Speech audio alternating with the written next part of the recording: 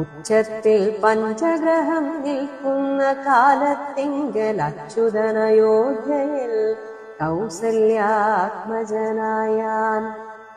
നക്ഷത്രം പുനർവസു നവമിയല്ലോ തിഥി, നക്ഷത്രാധിപനോടുകൂടവേ ബൃഹസ്പതി.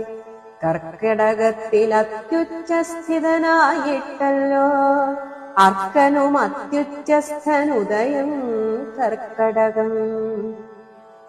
അർക്കജൻ തുലാത്തിലും ഭാർഗവൻ മീനത്തിലും വക്രനും ഉച്ചസ്ഥനായി മകരം രാശി തന്നിൽ നിൽക്കുമ്പോൾ അവതരിച്ചിടിനാൻ ജഗന്നാഥൻ. ദിക്കുകളൊക്കെ പ്രസാദിച്ചിതു ദേവകളും. നമസ്തേ ദേവദേവാ